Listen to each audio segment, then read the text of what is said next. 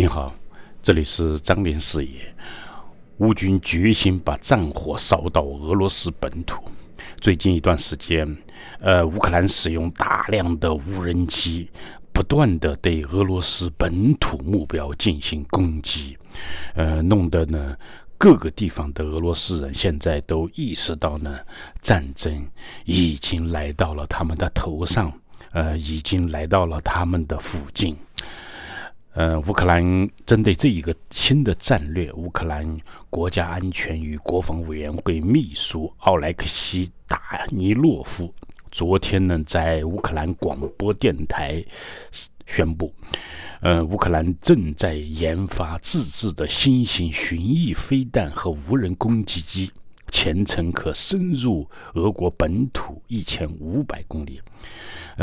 也就是说呢，现在呢，使用无人机军团对俄罗斯目标的攻击只是一个序幕，下一步呢，乌军呢将要纵深的攻击俄罗斯本土目标。也就是说呢，乌军呢已经决心把战火烧到俄罗斯本土，让俄罗斯人民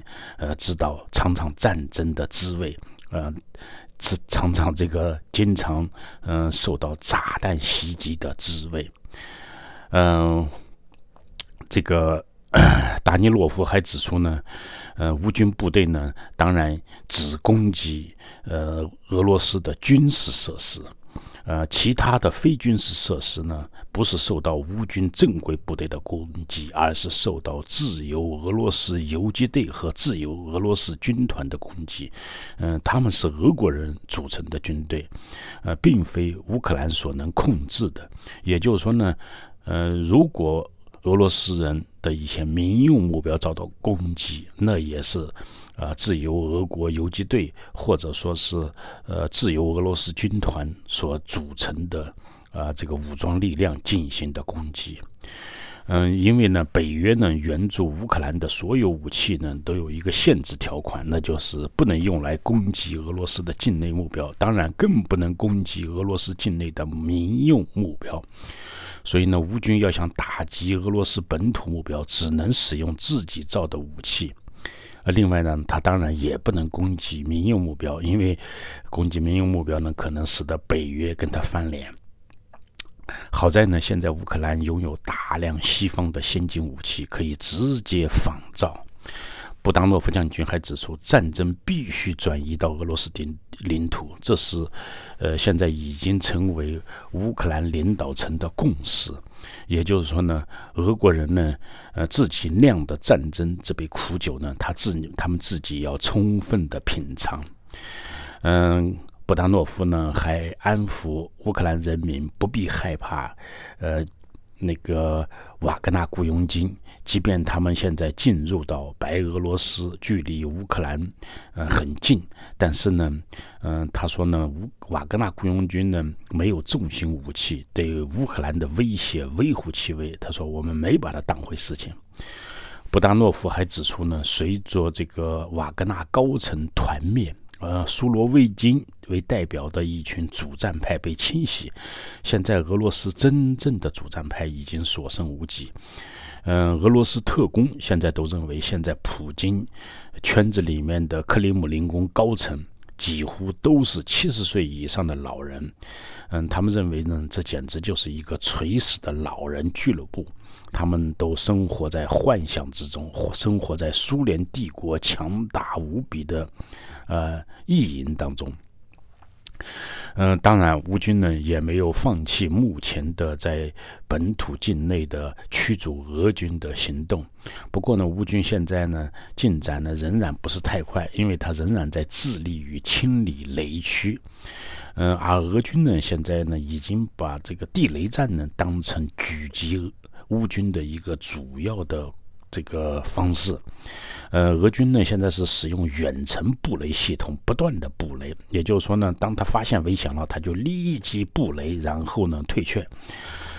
而且呢，它是交替部署反坦克地雷和反步兵地雷，也就是两种地雷都混在一起，让乌军无论是步兵还是坦克部队、装甲部队都很难快速的前进。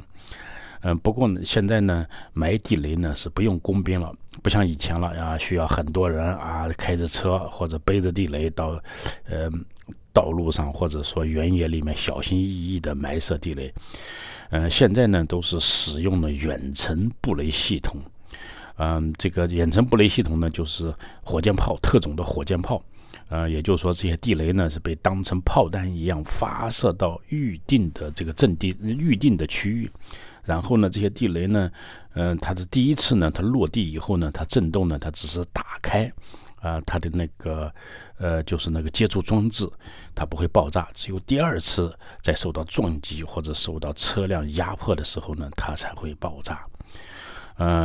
这些地雷呢发射出来以后呢是很快的，但是呢清理起来呢非常困难，需要很长时间，而且呢非常危险。不过幸亏呢，俄军现在布设的老地雷呢大多是老型号，比如说呢都是老式圆盘状的反坦克地雷，所以呢即便是乌军的坦克和装甲车压上去，它也只能炸毁履带、坦克的履带或者装甲车的车轮什么之类的，无法伤害车内的武器和伤害乌克兰军人的身体，所以乌军呢可以跳下车继续作战，而受伤的坦克、装甲车也可以修复以后继续使用。所以最近呢，乌军呢虽然有一些豹一、豹二坦克受伤，但是所有的坦克都能够修复，所以乌军的整体力量呢目前还在逐渐增强。另外就是格力空调董明珠也成为老赖。我们都知道现在中国的房地产业呢是一片萧条，甚至呢很多公司呢都面临破产，都可能要大部分呢中国的房地产公司呢随着房价的不断下跌，它最终都血本无归。而且呢，由于它过去在它的兴旺时期也都是依赖这个贷款来扩张，所以说呢，这个贷款本身呢，还有利息呢，都是这个所有的中国的房地产商不能承受之重。也就是说呢，他们既还不起贷款，更付不起这个利息，所以最终呢，就只能破产。其实现在各行各业呢都很危险。比如说这个格力电器，应该说是生意非常成功的，它又不像房地产那样好像拥有大量的债务，似乎不错。但是呢，最近的这个从国内传来的消息却说呢，格力电器的董事长董明珠被这个经销商还有甚至安装工不断的讨债。那些讨债者拉起横幅，而且呢，在街头揭露这个格力电器公司还有董事长董明珠怎么样赖账，长期不付他们的费用，使得他们陷入困境。因为这个董明珠呢，一向被视为中国制造业的标杆企业，也就是一个标兵性的人物，而且呢，目前风头最劲。但是呢，即便是他，现在也是口袋空空，两手空空，连安装工的工资都付不起，都要无限期的拖欠。董明珠成为老赖呢，应该呢是中国经济的悲惨现实的一种反应。格力电器尽管是世界500强，但是它的处境呢，其实跟碧桂园差不多，都是走投无路，奄奄一息。董明珠呢，担任董事长以后呢，曾经祭出一系列大招，试图呢，就是说呢，改变这个公司的命运，但是呢，都没用。比如说2017年的时候呢，他被这个银龙新能源董事长魏银昌以合作为名骗走了26亿。